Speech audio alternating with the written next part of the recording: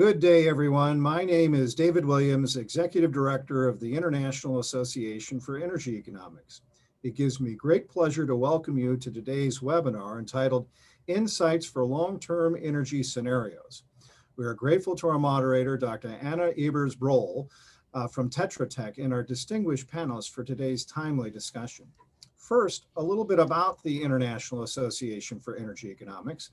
We are the largest association specialized in the field of energy economics and provide a wide range of professional services to satisfy the needs of our members. The organization produces 2 professional journals, a newsletter, and holds conferences and virtual presentations on a host of other products and services that you can find at our website at www.iaee.org. If you're not already a member of the association, we welcome you to join. A few housekeeping matters in regard to today's webinar before I hand things over to our moderator. First, this webinar is being recorded for those that cannot attend today's live event. This will be available on our Rewind station shortly after the webinar for individuals to view complimentary. And now I would like to introduce you to our moderator, Dr. Anna Ebers Broughel, economist and statistician at Tetra Tech. Anna, over to you. Thank you, Dave. Thank you for having me.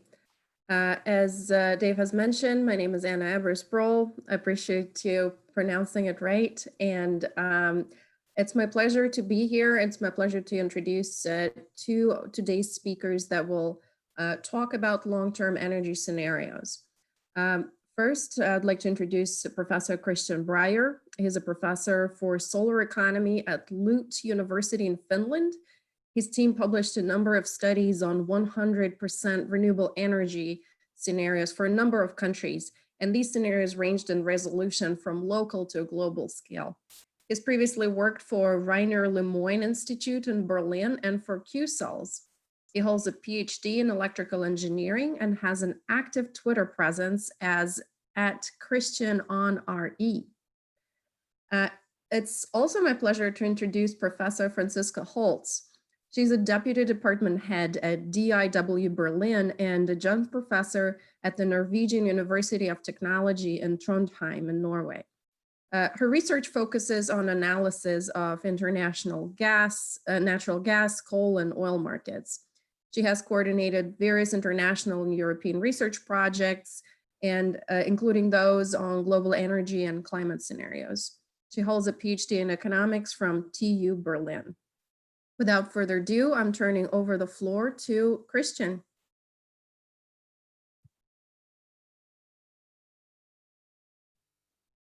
And now you can hear me. It's a pleasure. Many thanks for the kind introduction. I just take the screen. Now it should be possible that everyone can see the screen. Okay, so if I get a go for the presentation, then I just start. It's a pleasure to give you an overview on 100% renewable energy opportunity, and in particular from a long-term energy scenario perspective. First of all, I guess this is now more or less common ground. We have a massive climate change issue with global warming, and it's clearly spelled out that we should go for 1.5 degrees Celsius to keep at least, hopefully, a distance to the most massive tipping points from climate change and respective impact. And that in the end leads to, at latest 2050, we need a 0 greenhouse gas emission system. Maybe it should be already a net negative. Which implies massive requirements. Luckily, we see more and more Green Deal policies, in particular in Europe, but also for several US states, which will bring us further. The question is, when we go for really very high shares of renewables up to 100%, the first and most pressing question is, do we have all the resources? And as you can see here in this famous slide or diagram from Paris, that if we have it in units of terawatt years, then we may need up to 30 about terawatt years in 2050 primary energy demand. And it's rather clear that with solar energy, but also with wind energy, in particular with both, We can do that from a resource point of view, from an energy resource point of view, while further renewables will support it. Why we will also see a high share of renewables, in particular also from primary energy supply point of view, has to do with efficiency. And this will be, or is already today, a key rationale for a broad and overall electrification of the energy system. And the reason is that burning or combustion processes have in the end really low efficiencies, at least compared to all electric solutions. And that one can see in the power sector with electricity. When we have thermal power plants, the global average efficiency is around about 35% of the installed fleet.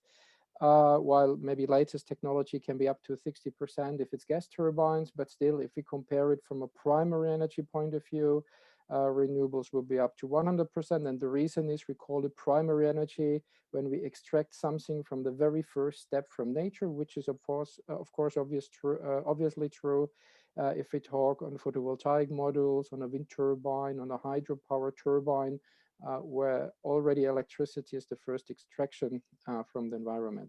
It is similar with heat when we go for space heating, when we use electricity based heat pumps, then we can have with a coefficient of performance of 300, 400, even 500% is possible, much higher than just burning a fuel where we cannot be more than 100% efficiency. Of course, also most obvious is in the transport sector, where when we can have electricity-based electric vehicles, for example, with a systemic efficiency of 70 to 80%, because only the electrons are handled, compared to a combustion car with maybe barely 20% efficiency, and with best possible conditions up to 40% if you think on ships or airplanes. So again, an all-electric solution has a higher efficiency. The consequence will be whenever we can go for direct electrification, it's efficient, and as a consequence, it's very often very low cost. About a journey to 100% renewables that we now see for an increasing number of countries, states, cities, and companies. So it started a few years ago, where on the COP in Marrakesh, around about 50 countries committed to 100% renewable energy targets. 2 years ago, California joined as the 5th largest economy in the world. And we have several further countries and states with this target, while already a few countries in the power sector already there. And it's not only with hydropower. As a good example is Uruguay, where in the last 10 years, they improved from 60% renewables to almost 100%. What have been a kind of a major milestones on the research for 100% renewable energy? And this remarkably started already in the mid-70s, more or less independently in the US with Amory Lovins and in Europe with Ben Sørensen. However, there was a kind of a silent or very, how to say, low research level to the mid-2000s. So in the mid-2000s, a kind of an explosion of 100% renewable energy research started. While in the years before, here and there, a few articles, but not so many. However, we had the first global 100% renewable energy research article again from Ben Sørensen in the mid-90s. And it's remarkable because it took further 15 years that the famous paper from Mark Jacobson had been published in Energy Policy, which is up to date the most cited article in the field. From the major methodological improvements we had in the mid-2000s from Gregor Czich's dissertation with the very first time full hourly resolution for an entire year, and Michael Sterner introduced in his dissertation the power-to-gas storage, which enabled then full seasonal storage. When it comes to the development, I already mentioned, so in the mid-2000s, roughly, the community started, and then you can see a continued increase of articles. I just updated it, but it's not yet published. So in the year 2020, we have a new record now with 70 articles published in this year, which is really great. However, still most of the articles cover Europe. So this is a region we understand now best. From Southeast Asia, Oceania, Australia is really good understood, in particular for the power sector. Americas, in particular when it comes to North America, it's mainly Mark Jacobson, so maybe more diversity would be great also in the US. And in other major regions in the world, there is practically not much or almost nothing published in explicit country studies, so that we can better or rather call a kind of a research gap. But luckily, we have more than 10 groups with 5 to 10 articles each in the field. So there are several groups with continued research output. Now the question is, what are the key diagrams for a massive, and this is then in the end, photovoltaic induced change? And why photovoltaic, I will come back in a few minutes. The point is we see already low cost levels. So this is from Vartiainen et al. In Progress in Photovoltaics, published or finally published this year. We see we have already low cost photovoltaic systems, and due to the learning curve, the projection is a further cost decrease. While we already know today in most regions in the world, photovoltaic systems are the least cost sources of energy mankind ever had access to. Luckily, this is further pushed by batteries. So we have already low cost levels achieved of batteries with a further decline. We just had a few weeks ago publication or announcements from Tesla, where they expect in the next 5 years a further reduction by 50%, which is really outstanding. And of course, if that's possible in automotive, we will see it in stationary applications similarly. And that's most important to overcome the day-night cycle. The next boost will be then with electrolyzers, because this bridges from the all electrons electrification solution to power-to-X solutions, where we then require molecules, whether it's for sustainable chemical feedstock or for long distance travel, aviation, marine applications or comparable. And there, in particular, low cost electrolyzers are most important. And last but not least, with CO2 direct air capture, we can also close in a sustainable way the CO2 loop. Now let me give a brief overview on the results in my team had been achieved in full hourly resolution, now covering all energy sectors. So of course, with supply of renewables, with supply on heat, various technologies, various storage technologies for the entire transport sector. And now with the latest publication, so I can now announce it today, it's accepted in Applied Energy, will go online, I don't know, next week or 2 weeks time, where we, for the first time, fully cover the industry sector from a sustainable point of view, all in full hourly resolution. And now let me give a brief overview on 2 of the recent reports. This had been a paper last year with the power sector to show 100% renewable energy transition in full hourly resolution. And this is the by far most detailed or highest granular global approach with 145 regions. Globally, I think the second best is Sven Teske, DLR, German Aerospace Center, with around about 70, 74 regions. And then we have the typical global applications with 20 to 30 regions, so with more highly aggregated solutions. The point is, we can go, while we go to 100% renewables, the total system cost can go down. I think that's the best message.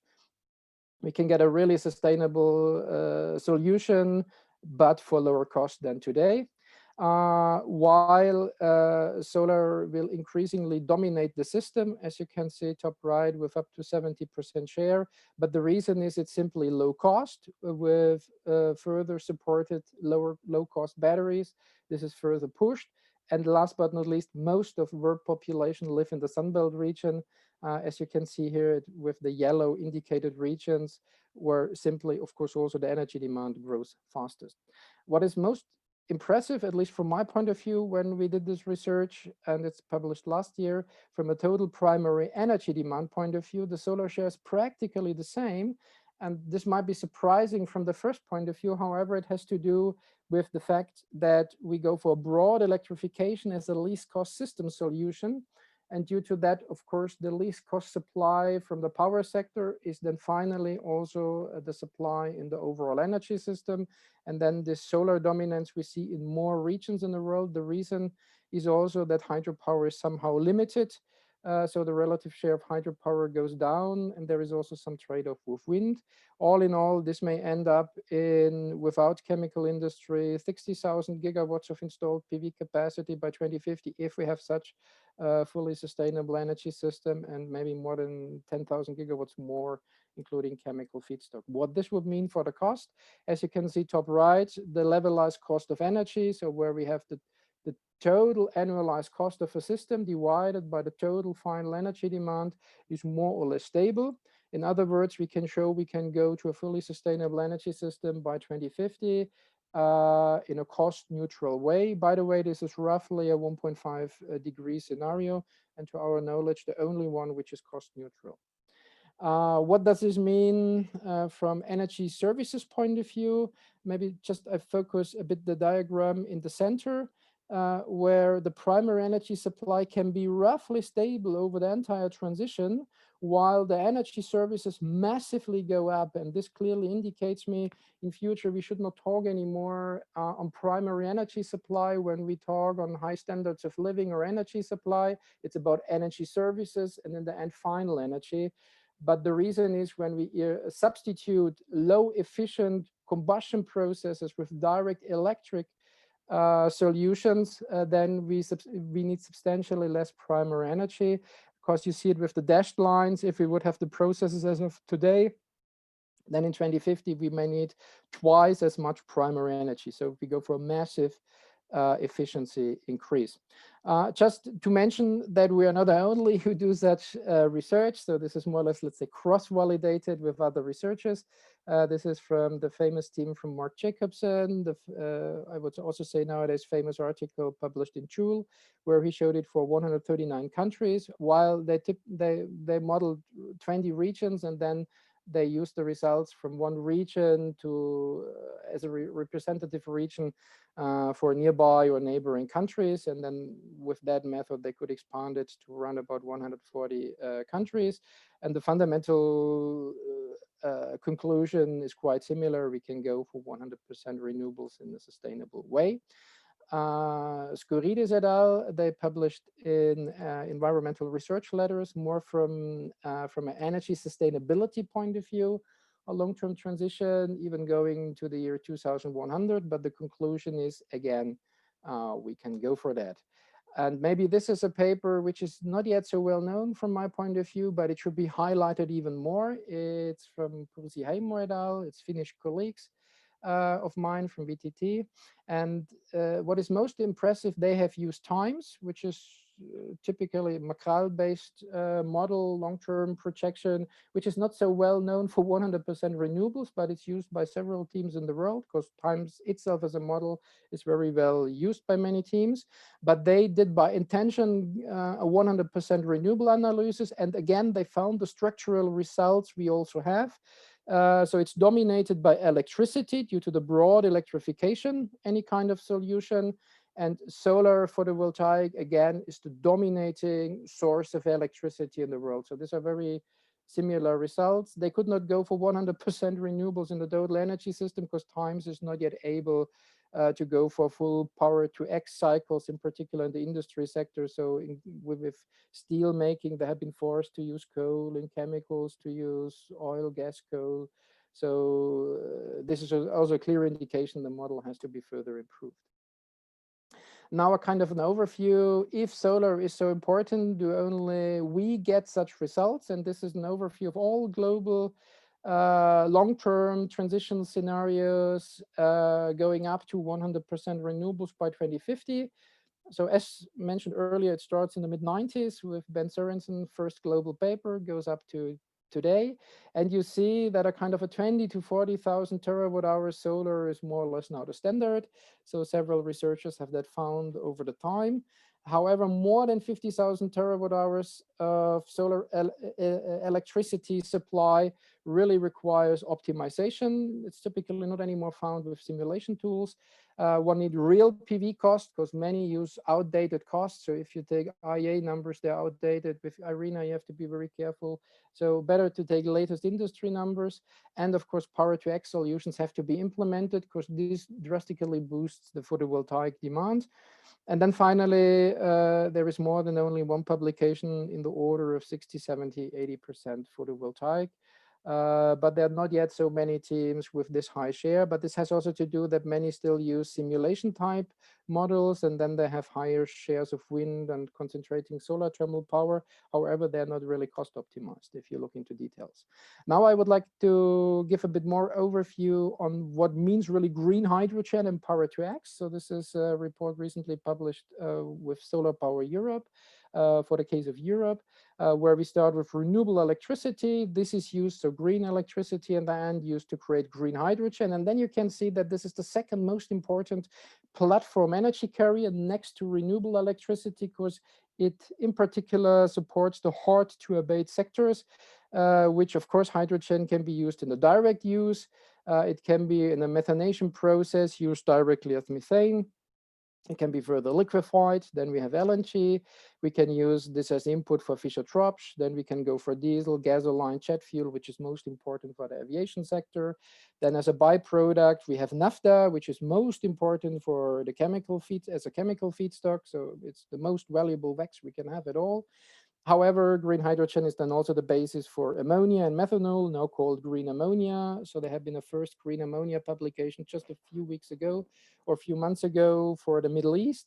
And we have an accepted, again, applied energy article for a global local analysis on green ammonia, which will be also online in 1-2 weeks. And then with methanol, and then we can also fix the feedstock for the chemical industry. And if you see such scenarios for the case of Europe, which is top right in 2050, we have 3 scenarios, kind of a laggard, a moderate, and the leadership scenario. The moderate is identical to the European Green Deal, and the leadership means we could have also 100% renewable system, not by 2050, earlier, already by 2040, which is the claim from Fridays for Future. I think most important, because our carbon budget is fully used by roundabout in the year 2030. So maybe we should have done our homework with a net zero emission system earlier than 2050, maybe 2035 might be possible, but really on the edge. And we have here a model for 2040 with the leadership scenario, which is only slightly higher in cost than the moderate scenario. And you can see one can have a kind of an effective cap of the total accumulated pathway emissions. Now is the question, is such a system stable? So for the case of Europe, we have shown the best week of a year, which is in spring, in May. It's on the top diagram. And on the bottom, it's the worst week, a winter week. It's in November, just around about now, let's say. And then you can say, first of all, there is a lot of solar energy. Of course, there is also wind.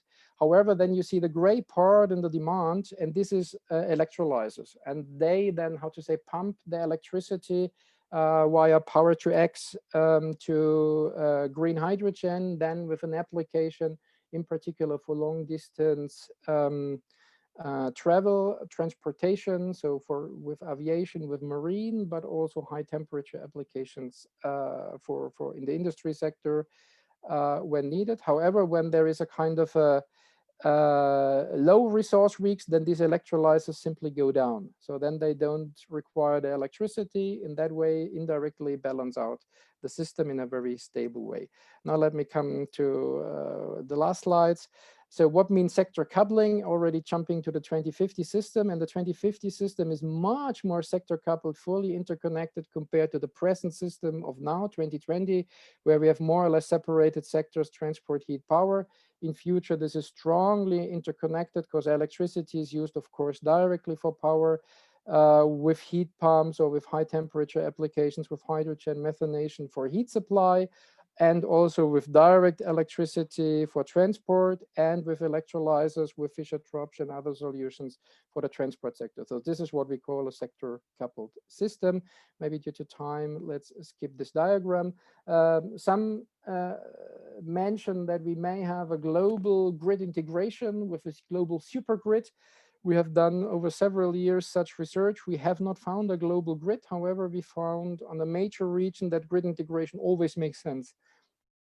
So whether it's for North America, whether it's for South America, whether it's for Europe or Southeast Asia. So on that level, a grid integration always generates benefit, but a coupling of such major regions does typically not create any more further benefits. We have not yet found it for long distance supply for several thousand kilometers. 3, 4, 5,000 kilometers on a global level. However, what we find strong indications that synthetic fuels and chemicals will be traded globally because there the relative transportation costs are rather low. So you could imagine in the best solar site in the world in Atacama or Patagonia, the best wind site, there one could have a conversion to jet fuel or synthetic chemicals, and this could be then easily traded globally. For the last slide is the question, what's a International Energy Agency or IPCC with integrated assessment models on PV, because we find such strong indications how very important PV will be. And unfortunately, we do not see that response from IEA and integrated assessment models and then via the IPCC. But the reason is typically they're really not good in good numbers when it comes to PV. We know that from the IEA with this famous diagram from Auke Hoekstra from the Netherlands, where the black line is what had been the installed PV capacity in the world. And these parallel lines have been always the projection from the World Energy Outlook, what should be installed for typically in the next 20 years. And they have been wrong for every single year and really bad prognosis. So do not trust much World Energy Outlook when it comes to PV. Unfortunately, the integrated assessment models used for the IPCC are not much better. And the reason is their cost assumptions for 2050 are completely wrong, let's say, because they assume roughly $1,000 per kilowatt installed capacity in 2050, while today we have in India already half this cost level. So from that point of view, at least for India, they're wrong by the factor of 2 plus 3 decades in a technology where we have still a steep cost decline year over year. And these are not old numbers, these are recent numbers published last year with an overview on integrated assessment models. So we need a strong improvement in data in the integrated assessment models that we have also better results in the IPCC. Okay, that's it from my summary. I've already a bit over consumed my time, so let me stop here with the summary, not going in details anymore. I've mentioned everything. And then many, many thanks. I will be happy then to receive some questions later on. And now I would like to hand over to our great moderator. Thank you, Kristen. One of the advantages of having two speakers is that we can have longer presentations that can get us much more into detail. Thank you for this really detailed presentation and for reference and all the links. That's very, very refreshing to see that it will be possible for the viewers to download perhaps the presentation from the website that will be a recording online. So if they want to go deeper into any of what you have mentioned, it is possible. So I can see there's already one question in Q&A. We will take Q&A later, but please start utilizing the Q&A function. So by the time that Franziska's presentation is over, we will have a robust number of questions. We have a really good participation numbers today. Thank you for everybody for dialing in. And Franziska, we're ready for you. The floor is yours. Thank you, Anna. Let me also share my slides. I think something went wrong.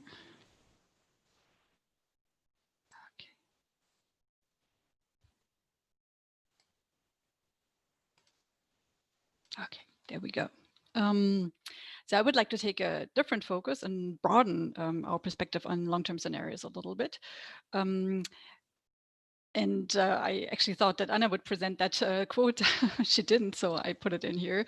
That is one of the first set of scenarios that was prepared and published was in the 1970s by Shell. And the main developer, Pierre Beck, once said, scenarios structure the future into predetermined and uncertain elements. The foundation of decision scenarios lies in exploration and expansion of the predetermined elements. Events already in the pipeline whose consequences have yet to unfold. Interdependencies within the systems, and surprises actually often arise from interconnectedness, breaks and trends, or the impossible. All that can be in scenarios, and that is what scenarios help us to understand and have a better idea of for the future. And similar to Christian, I will also talk about the future out to 2050.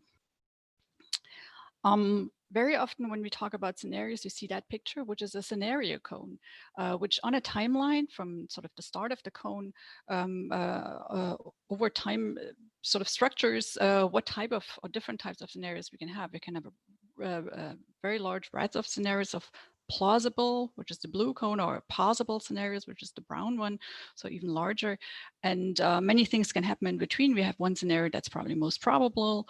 We have wildcard scenarios with relatively with events that have relatively low chances to realize, yet they can realize. Maybe they are best case or worst case, so more preferable or less preferable scenarios. And that's what we also find in a lot of outlooks. And by outlooks, I will mean in the next minutes a collection of different scenarios by a certain source. Because there actually are a lot of scenarios out in the literature, and we, me together with two colleagues, Dawood Ansari and Hashem Golani at DIW Berlin, we collected a number of scenarios in the last years and published that in a recent special issue of the IEE's journal Economics. I'm always get it wrong.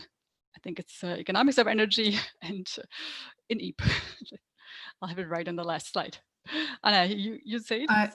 I looked it up just before because I wanted to mention that this session was in many ways inspired by that special issue in Economics of Energy and Environmental Policy, where both Franziska's and Christian's work has appeared. So if you haven't read that interesting issue, it's really worth taking a look. So Economics of Energy and Environmental Policy. Right, and that was the first issue this year, which had a big symposium on long-term scenarios. And we presented this overview on different scenarios in that paper. In the paper, this table is also in there, and there are a few aspects that we thought are interesting when we want to understand what are the differences between scenarios, and also if you want to structure which scenarios can be more or less helpful. Christian already mentioned data as one aspect, but there's probably more. For example, we structure that some scenarios are normative or positive. So some are really, like Christian's, normative with a certain target, for example, 100% renewables, for example, a certain emission level by a certain time period.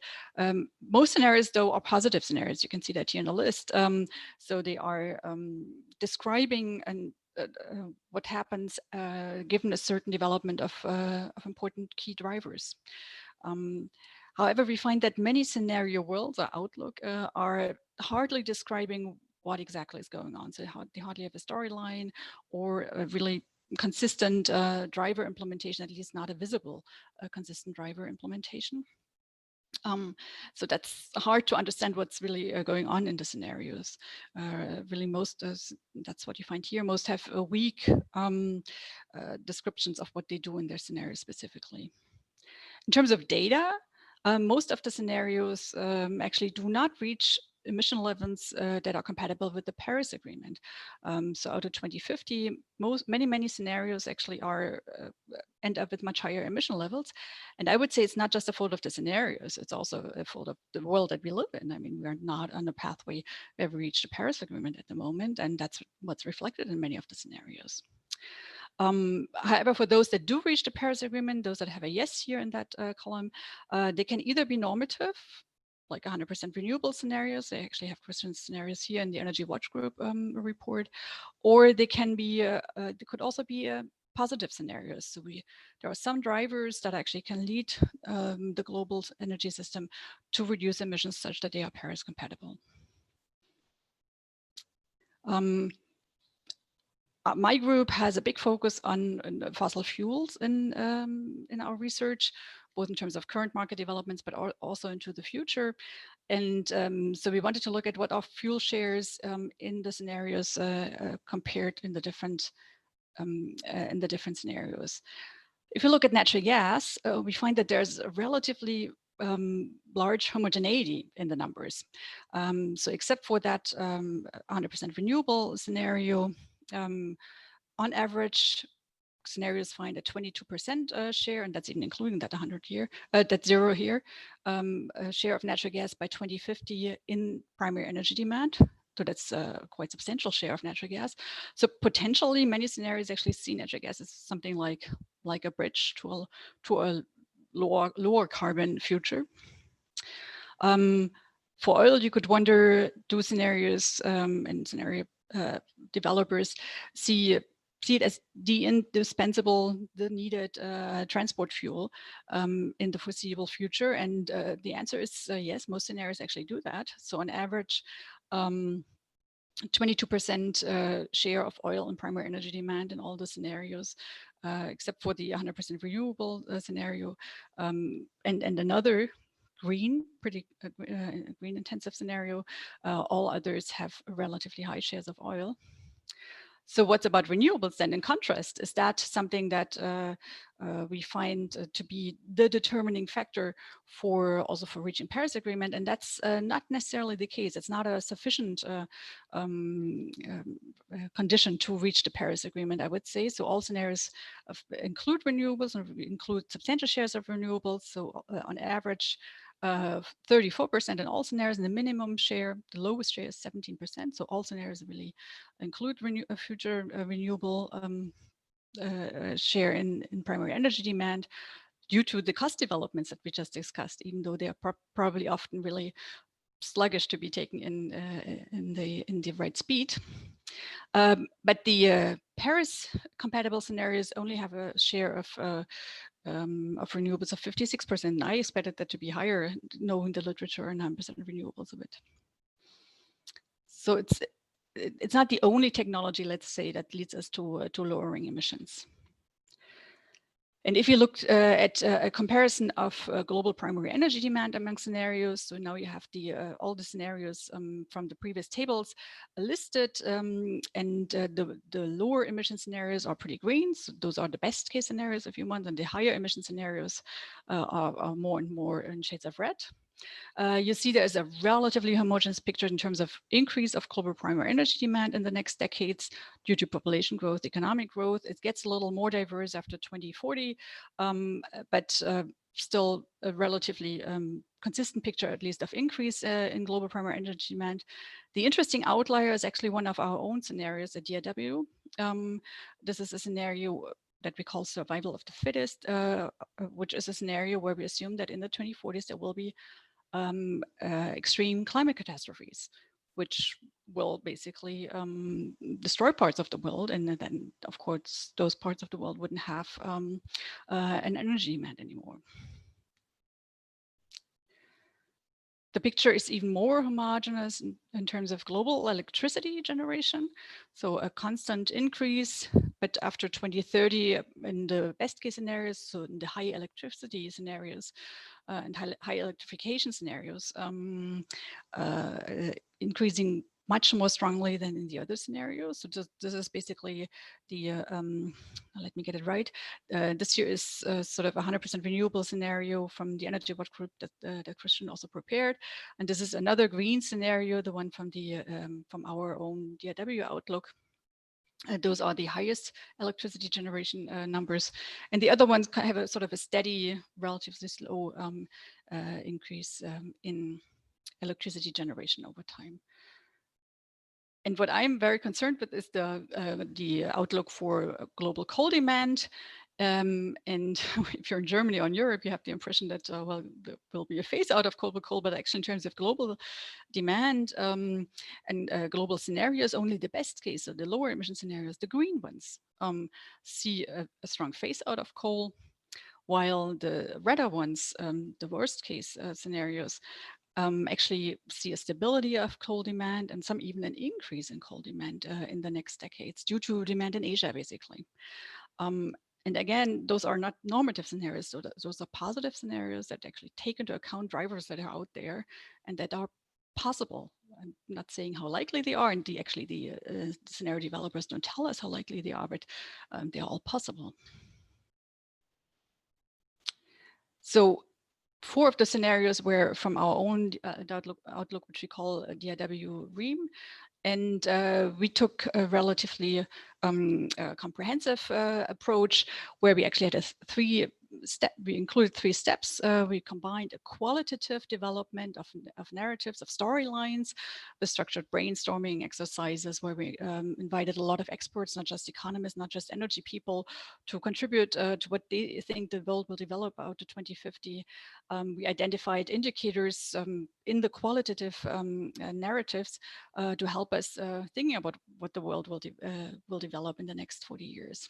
And then we combined that, we translated those indicators into input parameters for a numerical model, similar to the times world, if you want. We call it, it's our own developed model, a multi-mod, which is a long-term complementarity model of global energy and resource markets. And those numbers that we derived from the modeling exercise complemented the storylines to holistic narratives, that we eventually have a holistic set of indicators, both qualitative and quantitative.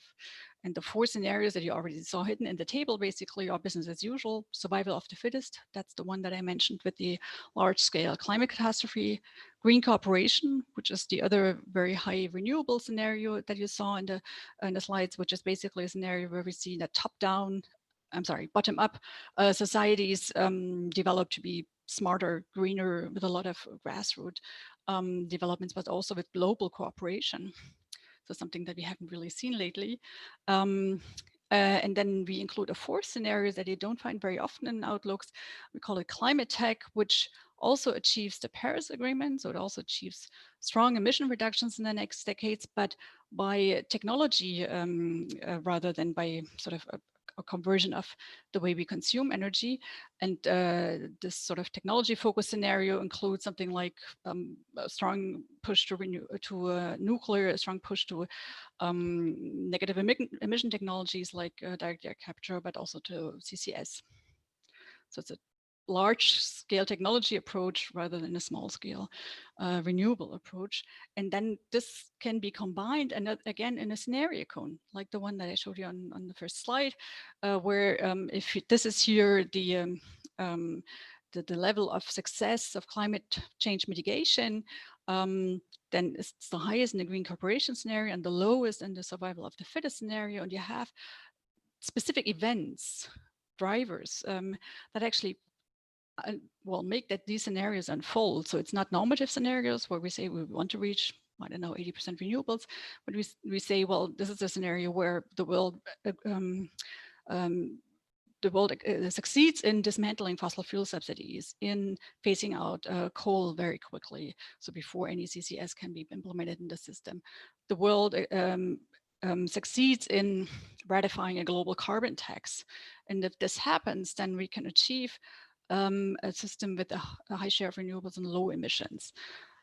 In contrast, if you rather are in a world where global cooperation fails in the WTO, in post-Paris agreement, climate negotiations, and something like national security is on top of the political agendas, well, then we're more and more likely to continue our fossil fuel intensive model may end up in emission levels that may reach a tipping point.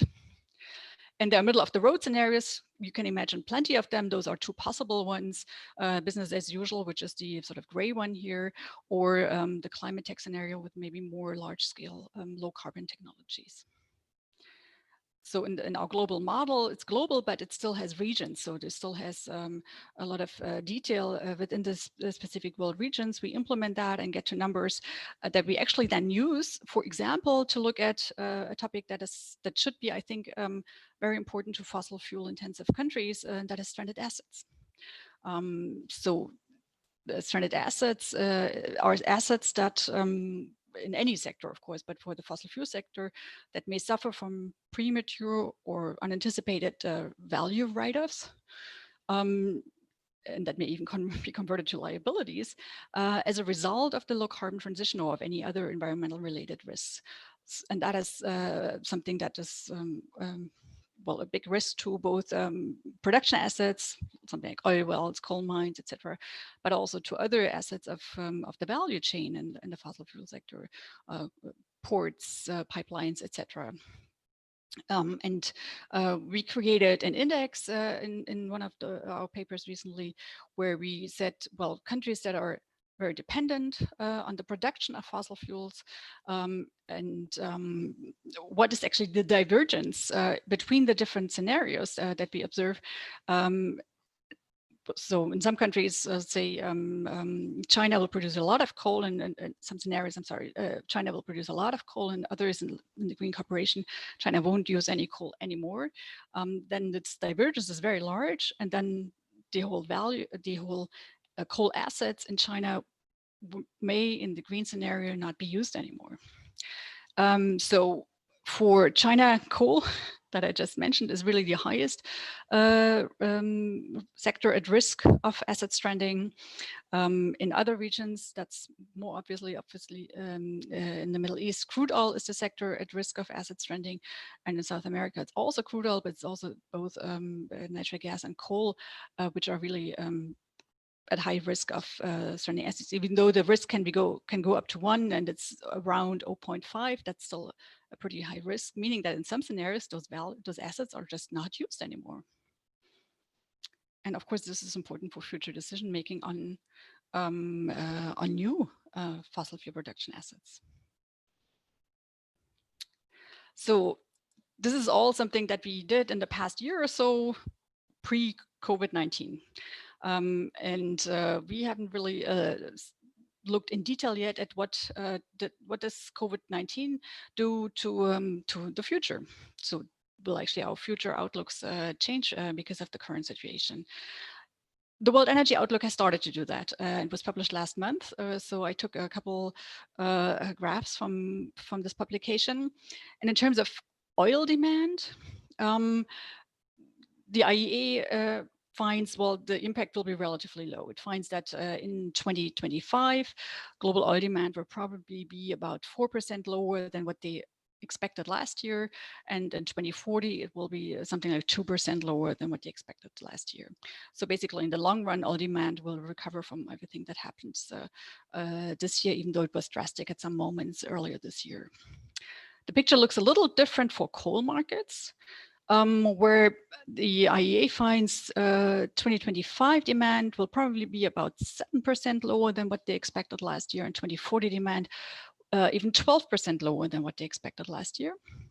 And basically, the reason is that they expect coal to be pushed lower on sort of a trend that already started by the developments this year.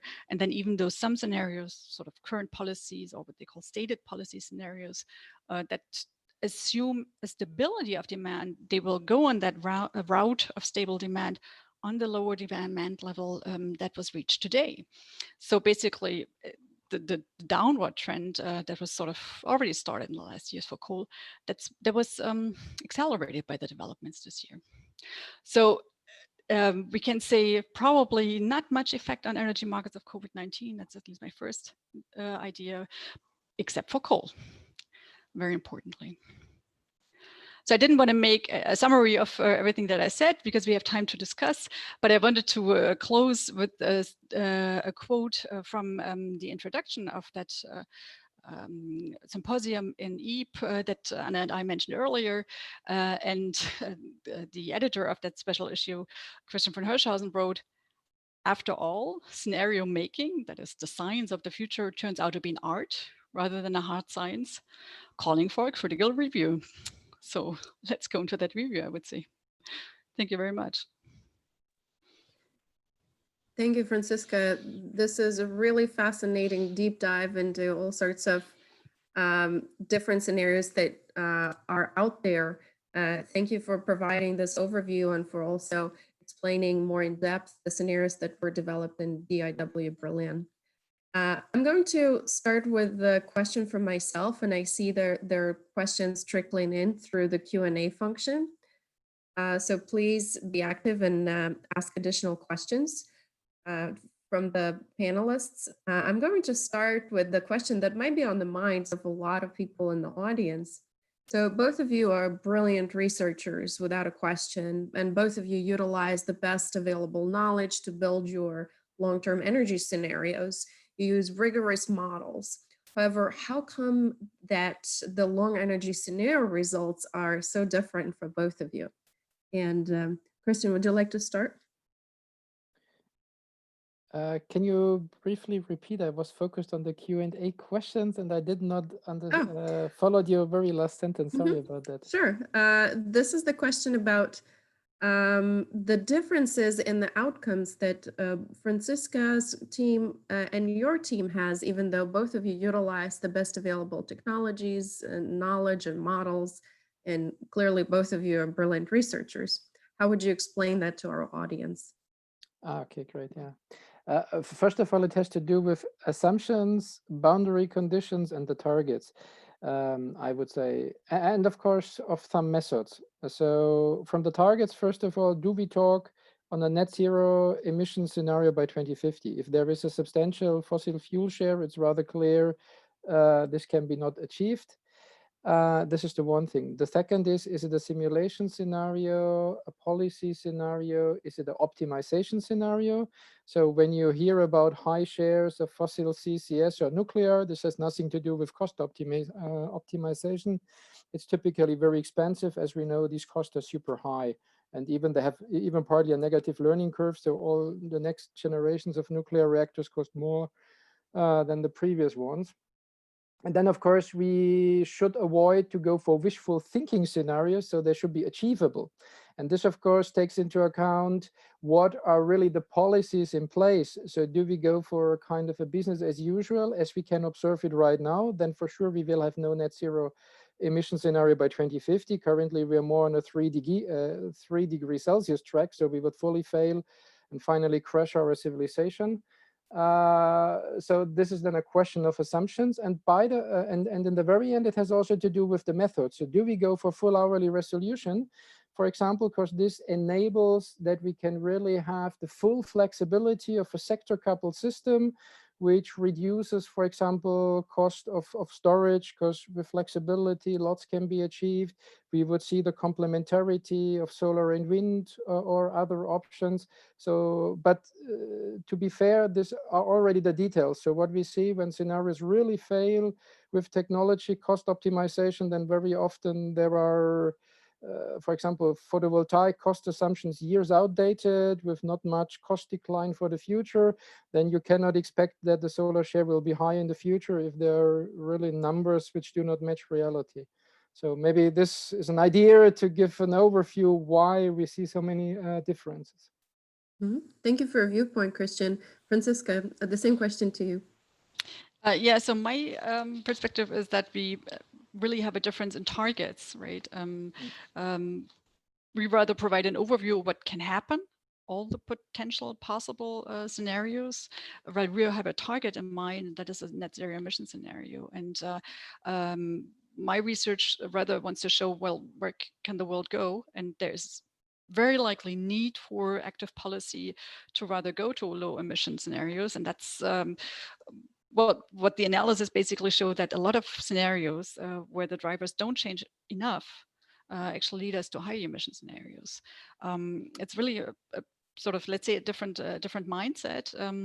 The idea is to show many scenarios don't reach emissions that are low enough to mitigate climate change. Thank you. This is to address the question saying that why the scenarios differ so much. And as you've explained, it's a variety of inputs that in the end create a slightly different output, even a variety of philosophies. So I'm turning to the Q&A box and I see several really, really good questions here. We could start from the top because I think it's a great question asked by Nirvan. They're asking, can you talk about the bottlenecks with respect to required materials to achieve, say, 100% renewables goals, or one of the scenarios? Franziska, you can pick which one you'd like to discuss that you would like to highlight. We can go in the same order if this is okay with you. Does that make sense? Christian, you're unmuted, so you can go. Okay, let me get started.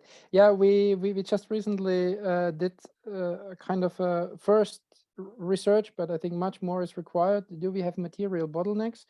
I think lithium is something on the edge, but we have just a few months ago published an article on that, where I have been involved in 2 articles. In one article, it was more on the edge, and the other, it was less on the edge. It's quite interesting with 2 different kind of methodologies. In the detailed lithium analysis, we find a more or less stable way until 2060, so beyond 2050, where lithium could be enough. However, it requires excellent collection of lithium batteries in the field and very high levels of recycling. Otherwise, we have no chance. But it already tells us there are the one or the other pathway, even with very high shares of sustainable energy technologies. But we could get maybe even until the end of the century, of course, with all these uncertainties for such a long projection.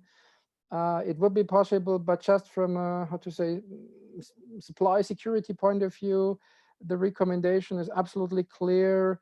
There should be massive fundamental research to qualify additional material classes. There have been not much research in the last 20, 30 years on chemical structures, on materials for battery storage. So I'm very sure a lot can be invented.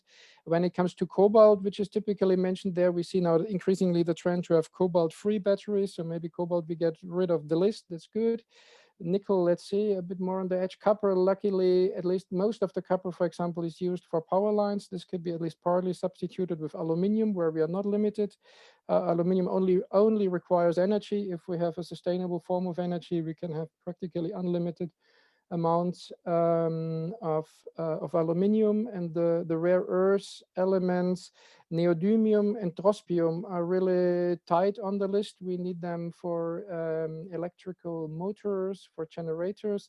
So partly we can mitigate that with wind turbines, with self-erected magnetic fields, but both are a bit on the edge. So all in all, we need more research to better understand, in particular for ambitious scenarios, which materials will be really on the edge. Luckily, when it comes to steel, we are not limited at all. So we live on a planet built on iron, so that's okay. We only need sustainable energy to convert it to green steel. That's okay.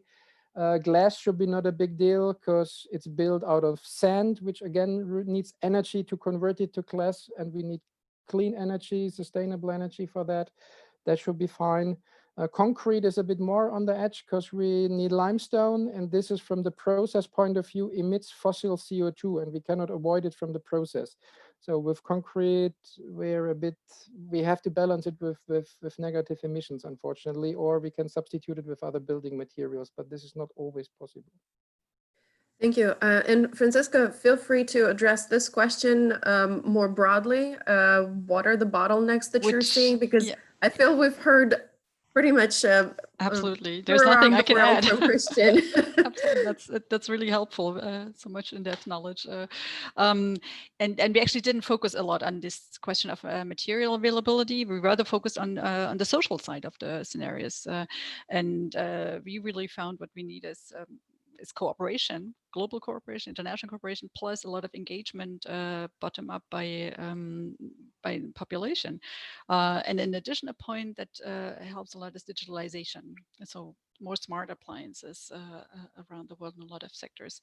And you probably need that and sort of in combination to the social planner that optimizes costs, because that's just something that is. We don't really have that social planner in a lot of regions, and then bottom-up developments and involvement can really help. And we miss it at the moment to a large extent.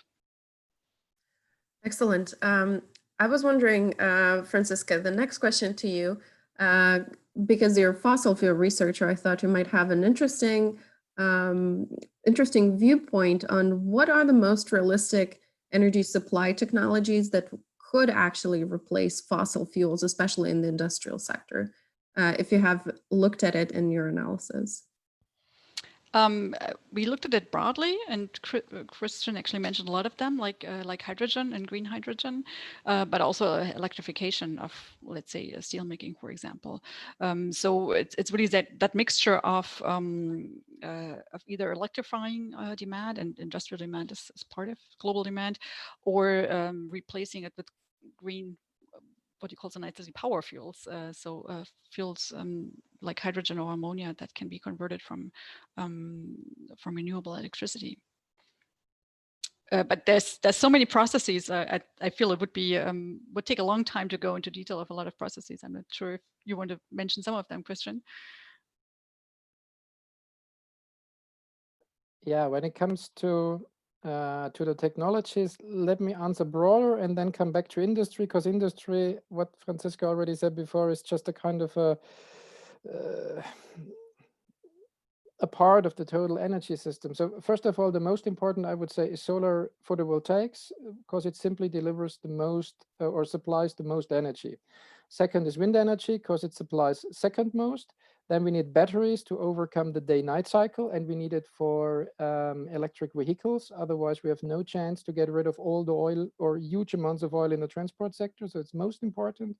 And then we need electrolyzers to go from electrons to molecules, because this route typically starts with green hydrogen. And then we get into the hard to abate sectors, in particular in industry, in transportation, and these fields. So there we have the electrolyzers, but then we need, in addition, direct air capture, so that we have a sustainable loop for CO2, because we still need hydrocarbons, whether it's in chemical industry or in jet fuel or other applications, at least for the time being. And then is the question where we get sustainably carbon from. The best is we take it from the atmosphere, then we can use it. In the jet turbine, we can burn it again. It's released to the atmosphere. We have a closed loop. So due to that, direct air capture will be needed. And this direct air capture, I'm absolutely sure, will be the dominating negative emission technology, because it's the most sustainable one. And this is then just the next step. And then of course we need some synthesis technologies, but most of them are decades old. So Haber-Bosch process is 100 years old for green ammonia. This is very common. We have such synthesis routes for methanol, decades old. Fischer-Tropsch is 100 years old. It had been more or less industrial proof of concept had been done already in World War II. So rather old technology from that point of view, but these synthesis technologies are important. And then in industry, we get them all. So it will be green hydrogen-based steel making. It starts with hydrogen electrolyzers. Then we have hydrogen direct reduced iron. If we can do it with direct electricity, what Franziska mentioned, even better, but it seems a bit more, how to say, down the road. Aluminium is already electricity based, so that's fine. We only need green electricity, then aluminium is fixed, at least from the main energy input. And the chemical industry can be switched mainly to methanol as a new bulk chemical feedstock. And this can be done with power, air, green electricity, water and air, and then chemical industry will be also done. Mm-hmm. Thank you for these perspectives. We're on top of the hour, and there are many more questions that we'll be able to take. However, we have the flexibility to take one last question. And I'm going to make this count. It's a great question about policy hurdles. Policy hurdles in the decarbonized energy scenario scenarios that you have considered. There was one of the attendees particularly asked about India, but feel free to take a broader look into that. This is an international association of energy economics, so it could be European view or just a global view. So what is missing from the policy mix in your view? And Franziska, feel free to address this first. Yeah, thank you. I think it's hard to implement in the models. I think that's the first answer to the question, how to implement that in the models. But of course, elements like a global or regional CO2 price are something that shows us or that we do implement in models often, and that actually are associated with big policy hurdles in the real world. I mean, we don't have more than regional CO2 prices. This is actually the way that we would actually estimate then potential monetary costs. If you compare the costs between a system with, that's very technology intensive, like the climate tech scenario that we derived, and the renewable intensive scenario, then the system costs are much higher in the technology intensive scenario. And that's also driven by the fact that, well, the CO2 price didn't help that much in this scenario. And other than that, I would really advocate for deriving storylines in addition to just some numerical exercises, to have comprehensive scenarios to really understand where is the where's the difference in policy assumptions between the scenarios, and that shows us in terms of analysts, but also the policymakers, where what is needed now for the Green Deal, for example, what is needed to in terms of policy packages to achieve the carbon neutrality target in Europe. And we see that a lot of policy elements are now out on the table, and that's also the diversity that we and Christian's models was part of that, that we showed in the model exercises need to contribute. We need hydrogen, we need renewables, etc. Integration of renewables in the grid, so not just the generation aspect, but also grid. And so it's really a complex story. And I think in addition to the numerical exercises, the verbal development on that, the verbal description of what's going on, that helps a lot to make the policy hurdles more present and to address. Thank you. Christian, you're... Yeah, I would fully agree to everything what Franziska said. And we have improved in the meantime. For maybe this was one of the reasons why we got a week in the storyline from Franziska's team for our scenario, because it's only one scenario and we call it the best policy scenario. So what we do in recent research, maybe not yet so much published here and there in the paper, but we typically have now 3 scenario lines, which is a current policy scenario. So not much is changed to now, or at least it only follows what governments or governmental organizations announce what should be done in near, mid, long-term future. Then we have a best policy scenario, which at least in 2050 is a zero emission scenario. And then very often nowadays a delayed policy scenario, something in between. And then you can better compare. And then in particular, I'm even grateful if we have governmental projections and policies with high shares of fossil CCS and nuclear, because then you can really show how extremely expensive such a pathway is. And then you have different scenario lines, or you can call it storyline, or different policies. It's just the different wording for the same. And then you can say what a really ambitious policy with low-cost renewables can bring. And we have just on a very specific country did a recent study, maybe in a few weeks, months, then published on the case of Turkmenistan. Why we did such a country, practically no one knows. They have practically zero renewables, and practically everything is natural gas, which should be this maybe bridge. I think this is no bridge. It's only bridge in models, maybe not in reality, but let's see. The point is, the faster we would go for a transition in Turkmenistan, the lower are the local costs. So when you have access to low-cost renewables, which is the case there, because they have excellent solar conditions and in, how to say, Great Plains, good wind conditions, then the faster a transition can be done, the lower would be the cost. And I think with that, we can only handle with different scenarios, with different activated or deactivated policies, or for example, with a high share of CO2 price, or with a regulation to see whether in the marine or aviation sector anything happens on its own. Because typically you need CO2 prices rather 200 euros than only 100 euros per ton CO2, that anything happens in the aviation industry. And maybe then another policy tool might be a regulation. So regulation in kind of a portfolio standard that a minimum non-fossil fuel should be used in aviation industry, and this can be then gradually increased up to a very high share of non-fossil fuels, and so on. And then with such different scenarios, we can compare or study policies. But I think that's really needed, how to say, to reveal the cost of failed policies, because that's really expensive if countries wait too long. Also without climate change cost, or it will be much higher in cost if countries decide with no clever policies to go to stranded assets in the end, or to investing in very high cost options like fossil CCS or nuclear. Thank you both of you for sharing your knowledge. I feel like in 1 hour and 8 minutes, we have covered so much ground. Thank you to the audience for the questions, for participation. Please let your friends know that this webinar happened. It will be very soon online, and it will be possible to look at it and listen in. And I'm yielding the floor to Rebecca, back to IAE. IAEE wishes to thank Anna Ebers-Broughel and our distinguished panelists for an outstanding webinar. This webinar will be available on IAEE's website for future download. If you're not a member of IAEE, we encourage you to join by visiting www.iaee.org. We thank you for attending, and I officially close this webinar.